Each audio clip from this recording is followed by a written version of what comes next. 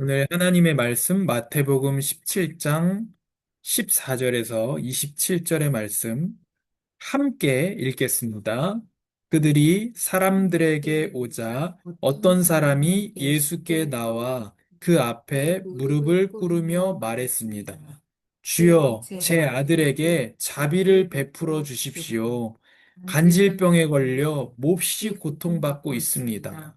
자주 불 속에 몸을 던지고 물 속에 뛰어들기도 합니다. 그래서 이 아이를 주의 제자들에게 데려왔지만 그들은 고치지 못했습니다. 예수께서 대답하셨습니다. 아, 믿음이 없고 타락한 세대여. 도대체 내가 언제까지 너희와 함께 있어야 하겠느냐? 내가 언제까지 너희를 참아야 하겠느냐? 아이를 데려오너라. 예수께서 귀신을 꾸짖으시자 귀신은 아이에게서 나갔고 바로 그 순간 아이가 나았습니다. 그때 제자들이 예수께 다가와 따로 물었습니다. 어째서 저희는 귀신을 쫓아내지 못했습니까? 예수께서 대답하셨습니다. 너희 믿음이 적기 때문이다.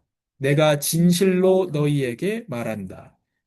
너희에게 겨자씨 한 알만한 믿음만 있어도 이 산을 향해 여기서 저기로 옮겨가거라 하면 옮겨갈 것이요 너희가 못할 일이 없을 것이다. 그들이 갈릴리에 모여 있을 때 예수께서 그들에게 말씀하셨습니다. 인자가 사람들의 손에 넘겨질 것이다. 그리고 그들이 인자를 죽일 것이다. 그러나 인자는 3일 만에 살아날 것이다. 그러자 제자들은 큰 슬픔에 잠겼습니다. 그들이 가버나움에 도착했을 때 이 드라크마의 세금을 걷는 사람들이 베드로에게 와서 물었습니다. 당신네 선생님은 이 드라크마를 안 내십니까? 베드로가 대답했습니다. 내십니다. 베드로가 집으로 들어가니 예수께서 먼저 말을 꺼내셨습니다. 시몬아, 너는 어떻게 생각하느냐? 이 세상의 왕들은 누구로부터 관세와 주민세를 거두느냐? 자기 아들들이냐? 다른 사람들이냐? 베드로가 대답했습니다. 다른 사람들로부터 거둡니다. 예수께서 베드로에게 말씀하셨습니다. 그렇다면 그 아들들은 세금이 면제된다. 하지만 그들의 비위를 건드리지 않도록 바다에 가서 낚시를 던져라. 처음 올라오는 고기를 잡아 입을 벌려보면 1세겔짜리 동전 한 잎이 있을 것이다. 그 동전을 가져다가 나와 내 몫으로 그들에게 주어라. 하나님, 성경 하나님의 말씀을 주님의 영광을 위하여 읽고, 듣고, 지키고, 나누고, 증거하게 하시고, 하나님께서 우리가 말씀을 알 수 있도록 빛을 비추어 주시옵소서. 이때 당시에 무엇이라고 말씀하셨으며, 이때의 배경을 통해서 영원한 복음을 어떻게 우리에게 증거하시는지, 지금 2026년 2월 25일에 수요예배에 모인 우리에게 무엇이라고 말씀하시는지 알게 하여 주시옵소서. 그 말씀을 따라갈 수 있도록 성령께서 도와주시옵소서. 예수님의 이름으로 기도합니다. 네.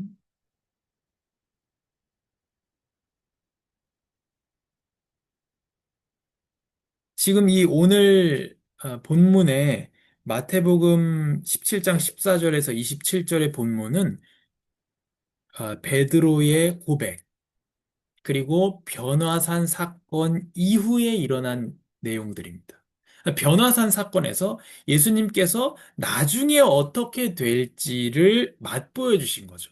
예수님이 원래 어떤 분이시며, 예수님의 그 승천과 아, 하늘로 올라가심의 영광이 어떠한 것인지를 보여주시고, 또 원래 어떤 분인지를 보여주시고, 또 너희가 어떻게 될 것인지를 미리 맛보여 주셨습니다.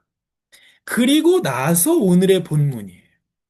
변화산 사건에서 그런 영광들을 체험을 하고 내려왔는데, 제자들은 여전히 무능한 겁니다. 귀신 들린 아이를 고치지를 못했어요. 그 예수님께서 야, 믿음이 없고 패역한 자되어 내가 언제까지 너희랑 있어야 되겠냐. 그리고 귀신을 쫓지 못한 이유가 믿음이 없기 때문이다. 그럽니다. 그러면 여기서 우리가 주목해야 될 점이 제자들이 이전에 귀신을 내어 쫓은 경험이 있을까요? 없을까요? 경험이 있습니다. 마태복음 10장에 예수님께서 제자들을 파송하시잖아요. 그 누가복음 10장에도 나오는 내용인데 예수님께서 제자들을 보내시잖아요. 세상 속으로. 그때 제자들에게 권세를 줘서 보내셨고 누가복음 10장에 보면 예수님의 우리 이름으로 우리가 나갔을 때에 귀신도 떨어지는 것을 우리가 보았다 그래요. 그러니까 제자들은 예수님의 이름으로 귀신을 쫓아본 경험이 있어요. 근데 왜 변화산에서 이건 더 나중 일인데 베드로의 주는 그리스도시요 살아계신 하나님의 아들이십니다. 그 고백도 있었고 그 위에 변화산 사건에서 영광도 보았고 물론 그건 모두가 본 건 아니지만 그랬는데 왜 귀신을 못 쫓았냐는 거예요. 이 귀신이 더 세서 귀신도 다 급이 있다. 근데 예수님이 얘기하셨기 때문에 명확하죠. 믿음이 없어서 이렇게 말해요. 믿음이 적어서. 전에는 어떻게 한 거예요? 과거에는요, 확신이 없었습니다. 전에 귀신 쫓았을 때는. 안 쫓아봤잖아요. 귀신을. 그러니까 확신이 없어요. 믿음의 크기가 없어요. 귀신이 나갈 거다. 본 적이 없으니까 귀신이 나갈 거다 하는 믿음이 없어요. 뭐만 믿어요? 예수님만 믿고 있습니다. 전에는. 확신이 없어요. 막 자기도 예수님의 이름을 하는데 나갈까? 그래도 예수님 나간다 그랬으니까 이 정도예요. 그러나 예수님만 의지하는 살아있는 믿음이었어요. 지금은 어때요? 귀신 쫓아봤어. 예수님 이름으로 귀신 나가던데? 확신이 있어요. 그래서 성경에서 얘기하는 믿음이 단순히 막 삶에서 막 확신에 차 있는 사람 있잖아요. 신앙적으로도 그거를 얘기하는 것만은 아니죠. 그건 자기 생각일 수도 있잖아요. 확신이 아니고. 지금은 어떻습니까? 경험에서 나온 큰 믿음이 있어요. 귀신 나가던데? 그 믿음이에요. 귀신 나가던데의 믿음이에요. 그러나 예수님이 아니라 나가던데 그 경험을 의지하는 죽은 믿음입니다. 그래서 내가 막 불안하기도 하고, 꼭 불안할 필요는 없지만, 불안하기도 하고, 이게 맞나? 이게 맞나? 안 그러세요? 저만 그래요? 신앙생활 하는데 막 확신에 찰 때도 있는데 그게 나쁘다는 게 아니고 신앙생활 하는데 이게 맞나 할 때가 있잖아요. 근데 예수님으로 의지하면 그게 살아있는 믿음이고 이거다! 이게 하나님의 뜻이다! 쥐가 아무리 확신해도 예수님만을 의지하는 믿음이 아니면 그건 죽은 믿음입니다. 전에는 쫓았는데 지금 못 쫓았다니까요. 왜냐면 지금은 전에 쫓았던 경험을 믿고 있잖아요. 나갈 거야. 뭐 그냥 나가지, 뭐 그냥 나가던데? 이겁니다. 그래서 예수님이 겨자씨 한 알만한 믿음을 얘기하셨어요. 고만한 것만 있어도 돼.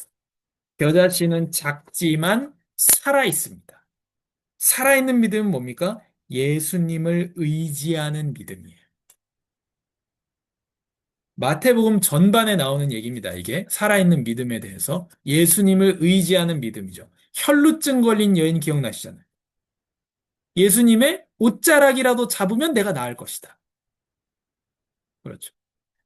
또 눈먼 자들을 보세요. 다윗의 자손 예수여 나를 불쌍히 여기소서 끝까지 따라옵니다. 그 눈먼 사람이 예수님 주변에 사람이 꽉 찼잖아요. 근데 눈먼 사람들이 예, 그 사람들이 예수님 따라가려면 그 소리만 듣고 따라가는데 그때 뭐 안내견 안내 받아서 간 것 아니잖아요. 얼마나 힘들었겠어요. 막 부딪혀가면서.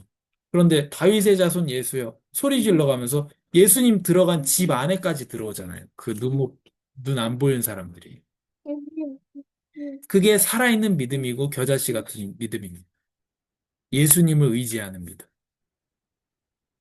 예수님께 나아가는 믿음. 끝까지 예수님 다윗의 자손 예수여 나를 불쌍히 여기소서.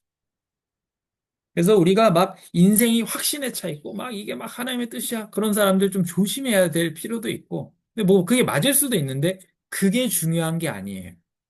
내가 불안할 수도 있습니다. 제가 새로 뭔가 하나님의 뜻인 것 같아서 선택을 하는데 아, 이 대학원 가는 게 맞나? 불안할 수도 있습니다. 별로 불안하진 않았지만 근데 불안해도 예수님 의지하면 그게 살아있는 믿음입니다. 적어도. 그 믿음이 적어도 살아있는 믿음입니다. 그 다음에 나오는 내용이 예수님께서 이렇게 제자들에게 말씀하십니다. 인자가 사람들의 손에 넘겨질 것이다.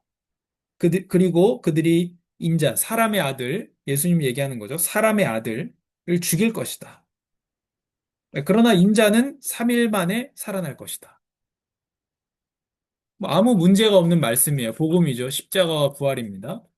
그러자 제자들은 큰 슬픔에 잠겼습니다. 아니, 왜 슬픈 거예요? 도대체 이해가 안 되잖아요. 아니, 죽은 게 아니고 부활한다고 했는데 죽고 끝나는 게 아니고 왜 슬픈 거예요? 지금. 그죠? 죽으면 안 돼요, 예수님. 근데 슬퍼하기만 하고 따지지는 않아요. 왜 안 따질까요? 마태복음 16장에 베드로가 따졌다가 박살났기 때문에 주는 그리스도시요 살아계신 하나님의 아들이십니다 하고 예수님께서 이제 정신 차렸구나 하면서 이제 십자가에 대해서 얘기하시잖아요. 그러니까 베드로가 뭐라 합니까? 절대로 이런 일이 있어서는 안 됩니다. 예수님 절대 죽으면 안 됩니다. 절대 죽으면 안 돼요, 예수님. 죽으면 안 돼. 그러니까 예수님께서 사탄아 물러가라 그러잖아요. 베드로한테. 방금까지 잘한다고 했는데 그리고 나서 얘기입니다. 너는 사람의 일을 생각하고 하나님의 일을 생각할 줄 모르는구나. 이렇게 말씀합니다. 그럼 하나님의 일이 뭐예요?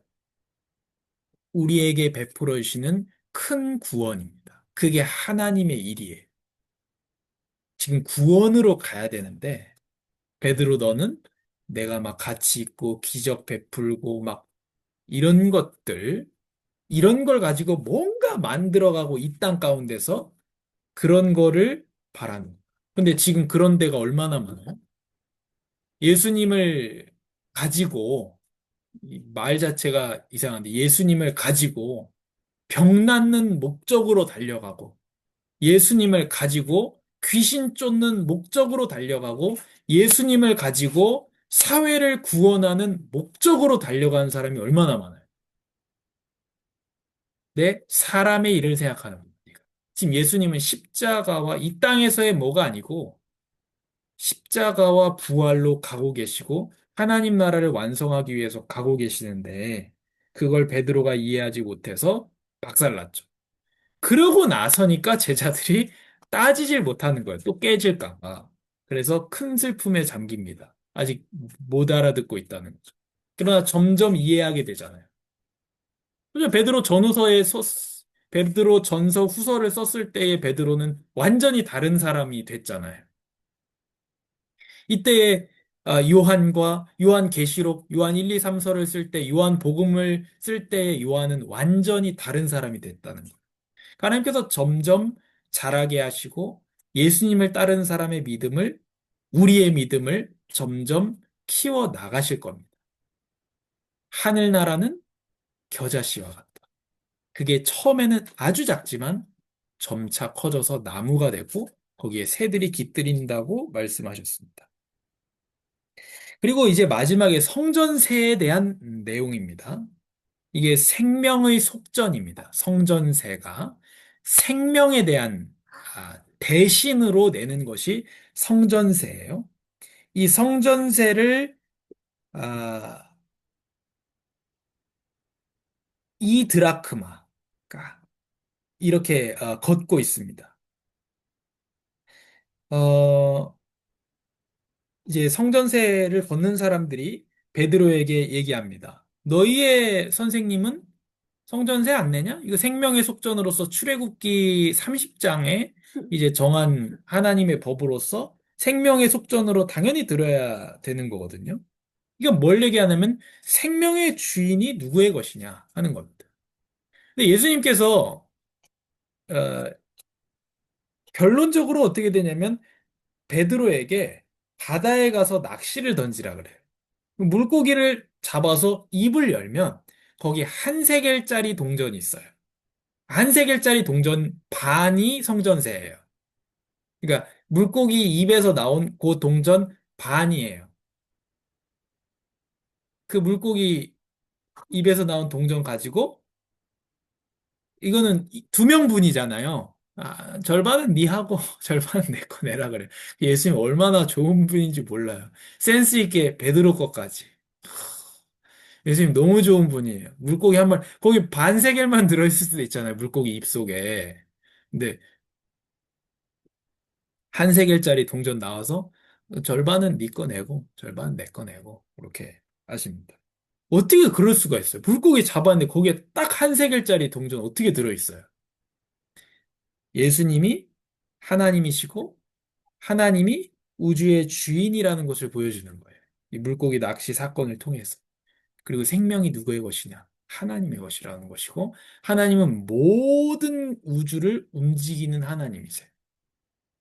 특히 이때는 말씀을 이루기 위해서, 구원의 말씀을 이루기 위해서 이렇게 모든 우주를 움직이고 있다는 것을 볼 수 있습니다. 그리고 예수님이 성전세를 내야 됩니까? 예수님 성전세 내야 돼요? 사람들이 예수님한테 성전세 내야 되는 거 아닙니까? 예수님이 성전세 왜 냅니까? 예수님이 성전인데. 사람들이 예수님한테 성전세를 내야죠. 그러나 예수님은 성전세를 냅니다. 왜? 이거 전에 인자라 했어요. 사람의 아들. 대신하기 위해서. 생명의 속전 대신하기 위해서 예수님께서는 성전세를 내세요. 예수님께서 죄를 회개하는 물세례, 요한의 세례를 받을 이유가 없었잖아요. 그러나 받습니다. 왜요? 죄인들의 대표자가 되기 위해서. 예수님 진정한 성전이기 때문에 성전세를 내는 분이 아니고 받는 분이에요. 네, 예수님도 오늘 본문에서 그래서 야, 왕이 자기 아들한테서 세금 걷느냐? 성자 예수께서 성전세 내는 게 맞느냐? 예수님이 그렇게 얘기하시잖아요. 그러나 내십니다. 우리를 대신하기 위해서. 우리의 생명의 속전, 대신하는 그 지불하는 값이 되시기 위해서 성전세를 내주십니다. 누구 것까지 내주냐? 베드로 것까지 내줍니다. 그래서 우리의 대표가 되어서 우리를 구원하시는 예수님에 대해서 우리가 볼 수 있습니다. 그리고 모든 것이 가하나, 가능하나, 모든 것이 덕을 세우는 것은 아닙니다. 신자에게는 자유가 있습니다. 그러나 그 자유를 주님의 뜻대로 사용해야 되는 책임이 있습니다. 근데 기쁜 마음으로 내 권리를 포기하는, 내 권리를 포기할 수 있다는 거예요. 해도 돼요. 죄가 아니에요. 근데 안 해요.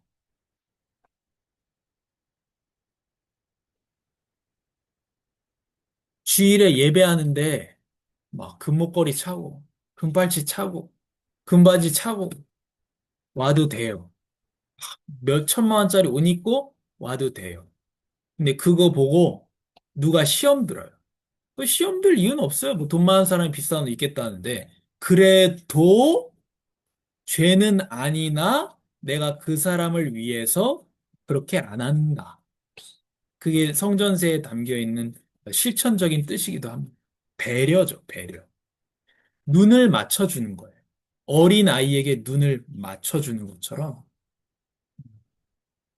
배려하는 겁니다. 가능한, 죄가 아닌 건 다 가능하잖아요. 그러나 하지 않는. 어, 칼빈 신학교에서 있었던 일이라고 하는데, 우리나라에 있는 칼빈 신학교 말고 진짜 아, 칼빈 신학교. 거기서 이제 수업 끝나고 신학생들이 또 교수님들하고 신학생들하고 같이 수업 끝나고 펍에 가가지고 맥주 먹으면서 얘기하는 거야. 하나님 얘기하고 오늘 배운 수업 얘기하는 거예요. 거긴 그거 문화니까. 근데 그때 이제 한국 문화권은 그런 문화권이 아니잖아요. 어떻게 술 먹으면서 하나님 얘기하고 이 교수님들이, 목사님들이 그럴 수 있냐. 그런 분위기니까 한국은. 또 담배 피고. 잖아요. 제가 10계명 그 설교할 때 많이 참고했던 마이클 호튼 제자가 조영래 박사님인데 엄청 꼴초라고 그분이. 그 좋은 글들 다 담배 피면서 쓴 거거든요. 이 물고. 시가 물고. 하루 종일 시가 물고 글 쓰고 있대요. 구석에 앉아가지고. 근데 그거를 얘기한 거. 우리 한국 신학생들은 그런 분위기가 아니다. 우린 술 먹으면 안 되고 담배 피면 안 되고 그런 분위기냐. 그러니까 거기 있었던 교수님하고 다른 외국인 학생들 있잖아요. 다 끄는 거예요, 술, 담배.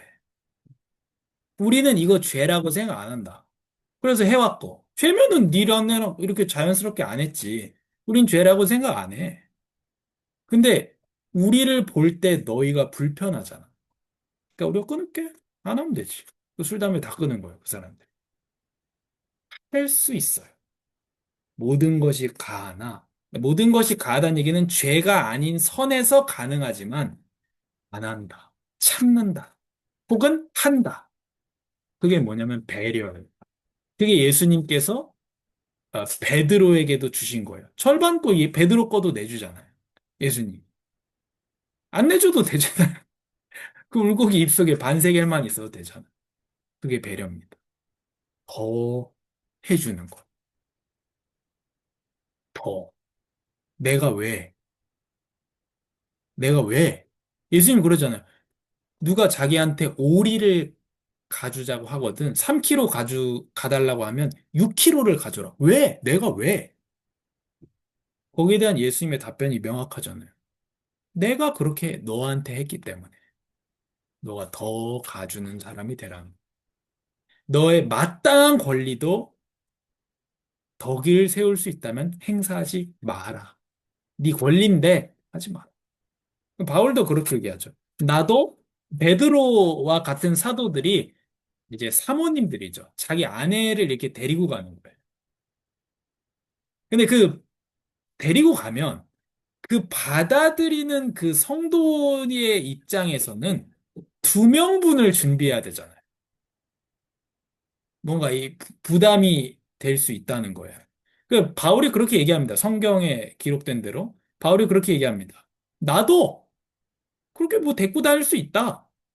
그러나 그렇게 안 한다. 그 말은 뭐예요?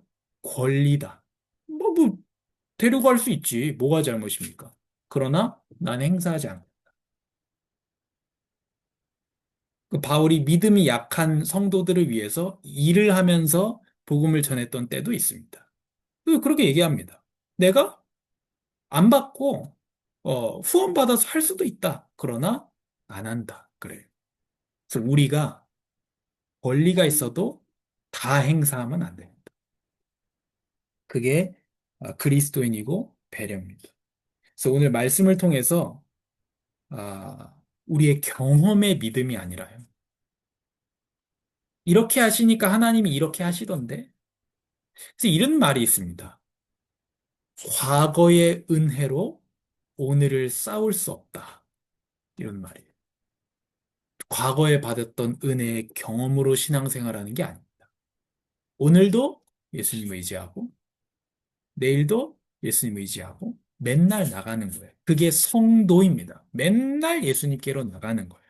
이게 단계가 아닙니다. 성도 다음에 집사, 집사 다음에 장로가 아니고 맨날 예수님께로 나가야 돼. 그리고 예수님을 의지하는 살아있는 믿음.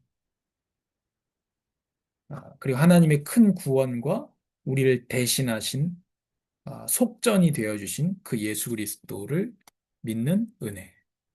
그리고 스스로 율법 아래 들어가신 예수님의 그 구원의 은혜. 그 은혜를 받은 우리가 스스로 낮춘 거죠. 예수님처럼. 예수님 그렇게 하셨기 때문에. 그리고 배려하는 것. 배려는 뭐냐? 내 가진 권리를 다 행사하지 않는. 내가 이렇게 말할 수 있지만 그런 우리 아름다운 교회가 되기를 바랍니다. 아버지 하나님, 은혜와 사랑에 감사합니다.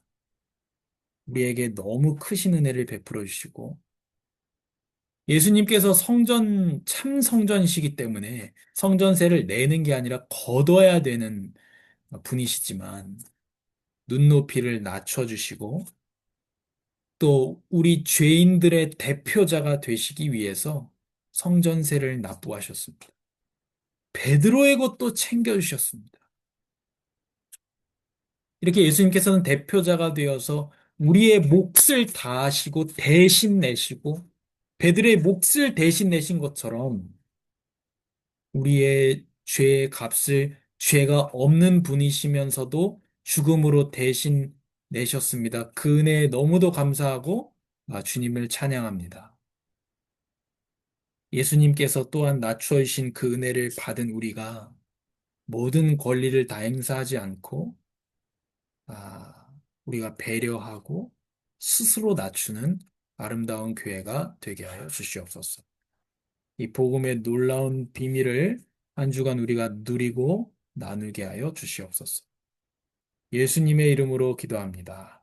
아멘. 아멘.